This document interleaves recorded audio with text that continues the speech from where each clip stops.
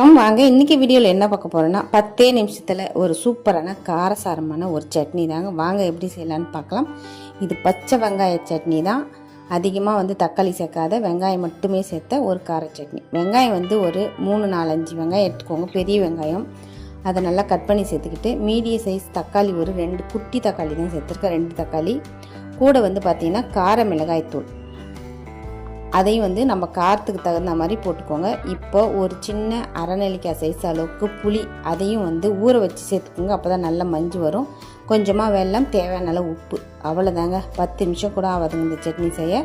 கண்டிப்பாக ட்ரை பண்ணி பாருங்கள், சூப்பராக இருக்கும். இப்போ கடுகு, உளுத்தம் பருப்பு, கொஞ்சம் எண்ணெய் அதிகமாக இட்டுக்கோங்க, அப்போ தான் இந்த காரத்துக்கு பேலன்ஸ் பண்ணும். கடுகு, உளுத்தம் பருப்பு, கருவேப்பிலை போட்டு தாளித்து இது ஒரு வாரம் கூட வெளியிலே நீங்கள் வச்சு சாப்பிட்லாம், கெட்டு போகாது. நல்லா மொறு மொறுன்னு தோசை கூட நம்ம இந்த சட்னி செஞ்சு சாப்பிடுங்க.